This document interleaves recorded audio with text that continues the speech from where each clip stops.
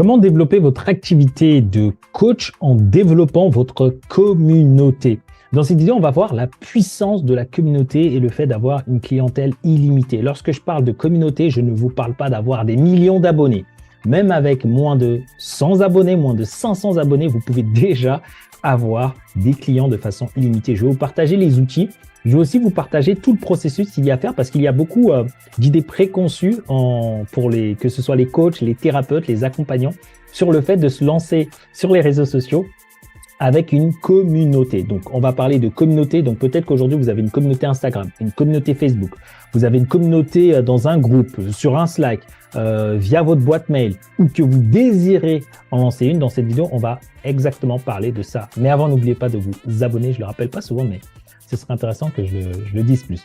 Donc, rapidement, ce qui est important, je vais vous donner directement les points à suivre afin que vous puissiez comprendre, OK, comment je vais faire pour utiliser la puissance de la communauté. Donc, déjà, lorsque vous devenez coach, donc pour ceux qui ne savent pas, ça dépend de vos aspirations. Aujourd'hui, avant de développer une communauté, il faut savoir pourquoi vous êtes devenu coach, pourquoi vous êtes devenu thérapeute. Très souvent, c'est parce que vous avez soit un profond besoin de partager quelque chose suite à une blessure, que vous avez travaillé dessus pour la guérir. Entre-temps, vous avez rencontré d'autres personnes qui avaient la même problématique, mais comme vous l'avez surpassé, vous avez vu que c'est plus facile d'aider les autres, ça vous a donné un goût à aider les autres. Soit vous avez un désir de partager quelque chose de positif, soit vous aimez tout simplement l'humain, d'accord? Et vous voulez apporter quelque chose à l'humain dans ce sens-là. Donc, après, il y a d'autres raisons, mais ce sont les principales. Pourquoi c'est méga important ça?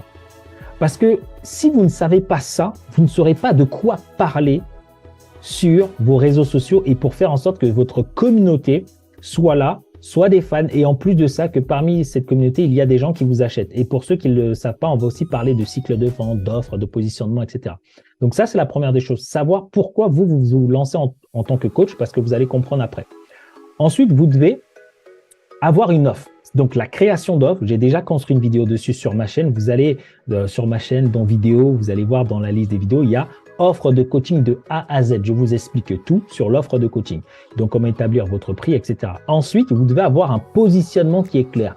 Le positionnement, ça va faciliter à votre future communauté de savoir, OK, lorsque je pense à coach professionnel, coach business pour les accompagnants, je pense à qui? Est-ce que c'est Aaron qui vient en premier? Si c'est pas Aaron qui vient en premier, c'est comment je fais en sorte pour que les personnes, lorsqu'elles pensent à coach professionnel, coach business, pour développer une activité, elles pensent à Aaron. Donc là, c'est le positionnement clair. Comment je vais me positionner dans l'esprit de ma future communauté et dans l'esprit de mes clients.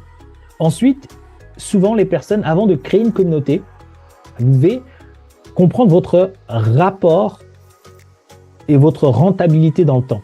Les gens pensent que quand on développe notre activité, vous allez venir, vous allez poster et en fait, les gens souvent vous oubliez le nombre de temps que vous passez à faire du contenu. Donc, vous devez comprendre votre rentabilité et votre temps pour savoir, OK, combien de temps je passe à développer ma communauté? Est-ce que je suis rentable ou pas?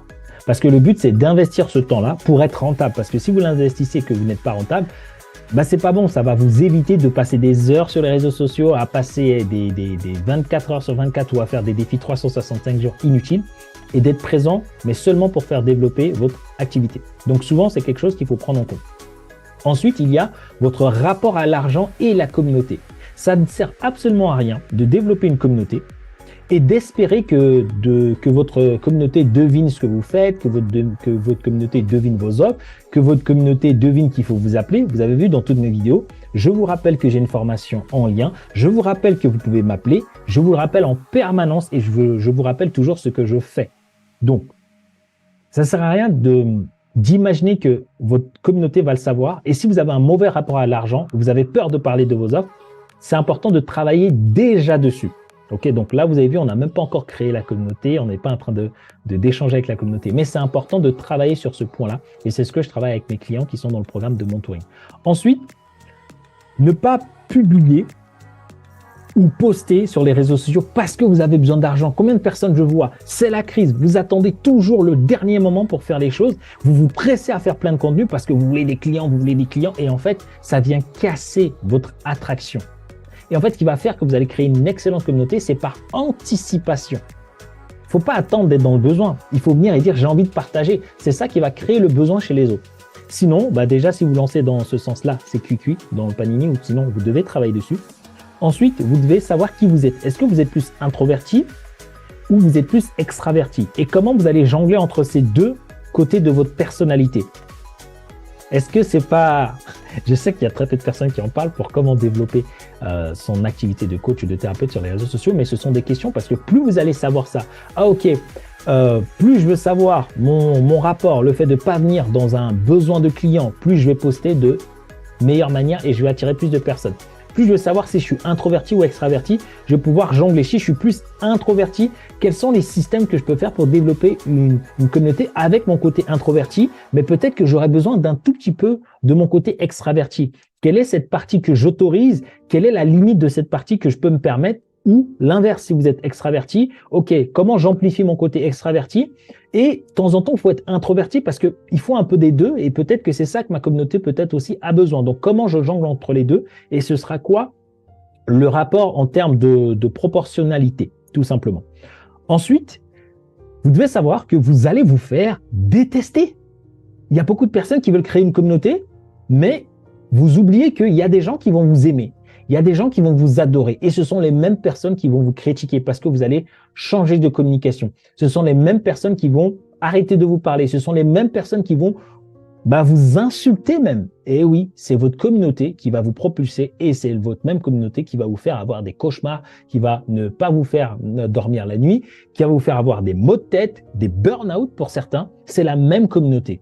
Mais plus vous prenez du recul avant de créer la communauté, plus vous savez qu'en fait, une communauté, vous allez proposer quelque chose, il y a des gens qui vont vous aimer et il y a des gens qui vont vous détester et c'est la vie en fait. Plus vous allez être dans cet état d'esprit, mieux ça va être. Ensuite, à ce moment-là, vous devez maintenant choisir, quel est le réseau social que j'ai envie de développer? Peut-être que vous voulez développer sur un réseau social, peut-être que c'est à travers votre base mail, peut-être que c'est à travers une communauté parce qu'il y a plein d'outils où vous pouvez développer votre communauté. Donc, c'est comment vous allez faire à partir de là. Et une fois que c'est fait, maintenant que vous connaissez le réseau social, c'est là où vous allez définir quelle est la communauté que vous voulez créer, quel est le type de communauté que vous voulez créer, c'est quoi les valeurs, c'est quoi l'identité, c'est quoi la vision. Et je sais, la majorité des personnes ne vous en parlent pas, mais c'est ça en fait qui est essentiel. Parce que lorsque vous allez connaître l'identité de la communauté que vous voulez développer, ce sera beaucoup plus simple dans vos mots, dans votre communication, dans votre manière de parler. Tout ce que vous allez dire va attirer ce type de communauté-là. Vous allez éviter d'attirer des touristes. Si vous voulez une communauté qui vienne, qui vous suivent, qui sont aussi prêts à vous acheter, ça se fait en avance. Ça se fait pas après. Ensuite, une fois que vous savez ça, une fois que vous le mettez en place, il va falloir définir votre temps. Quel est le temps que je passe? Parce que sinon, votre communauté va vous manger de votre temps. Et ensuite, vous allez réfléchir à cela et une fois que ça c'est fait, vous allez vous demander comment vous allez vous rendre de plus en plus visible avec votre communauté, comment vous allez conquérir de plus en plus de personnes dans votre communauté et derrière comprendre ce qui est en lien avec le cycle de vente. Combien de temps une personne, lorsqu'elle vous rencontre, en moyenne, elle va prendre sa décision pour vous acheter. Donc oui, il y a des gens qui achèteront directement, mais il y a un cycle de vente et le vôtre, vous devez le connaître. Il y a des gens qui vont acheter tout de suite, il y a des gens qui vont prendre 2 mois, il y a des gens qui vont attendre 5 ans. Donc tout ça, ça peut vous arriver. Et tout ça, en fait, ça va vous permettre aujourd'hui en tant que coach, thérapeute, accompagnant, de développer votre activité sereinement grâce à la puissance de la communauté. Je sais, je vous ai donné plusieurs informations, mais ce sont les informations qui sont tellement importantes que je ne peux pas passer à côté. Et c'est de cette manière-là que j'accompagne mes clients qui prennent mes programmes de mentoring. Vous voyez, je vous communique, je vous donne de la valeur et derrière, je parle aussi de mes offres. Pourquoi? C'est pas pour vous dire acheter, c'est pour dire aux personnes qui regardent cette vidéo en ce moment même, qui sont intéressées, qui cherchent une solution, que tiens, je suis peut-être ta solution. Il va peut-être falloir qu'on échange pour que tu puisses savoir est-ce que je peux t'aider, oui ou non. Peut-être que tu as compris quelque chose, que tu crois que je peux t'aider et en fait, finalement, je te dirai non ou vice-versa. Donc, j'en parle, c'est méga important. Donc, pour les personnes qui veulent développer leur communauté, se dire, OK, moi, j'ai envie d'une offre, d'un accompagnement pour savoir comment bien développer ma communauté, pouvoir trouver des clients dans ma communauté, comprendre c'est quoi mon cycle de vente. Parce que quand vous connaissez votre cycle de vente, vous n'êtes pas impatient d'avoir les résultats. Vous savez comment créer vos résultats et la seule chose que vous avez besoin de faire, c'est de passer à l'action parce que vous savez que dans un certain temps, vous aurez, que vous le vouliez ou non, des résultats. Et si ça vous intéresse de savoir tout ça, n'hésitez pas à regarder, lien en description, la formation que j'ai faite totalement gratuite. Rappelez-vous, ça m'a pris plusieurs mois à la faire où je vous partage les 3 étapes à copier-coller pour développer votre activité et devenir libre financièrement grâce au métier d'accompagnant. En plus de ça, vous pouvez m'avoir au téléphone, échanger avec moi. N'hésitez pas à aller regarder mes témoignages clients, mon Google My Business avec les avis des personnes qui ont pris aussi les appels avant vous. Et n'oubliez pas, si cette vidéo vous plaît, il y a aussi d'autres vidéos. Vous voyez, je vous fais plusieurs call to action, ça dépend. Prenez ce qui vous intéresse. Il y a d'autres vidéos. Et puis moi, je vous dis à tout de suite dans une autre vidéo. Ciao, ciao.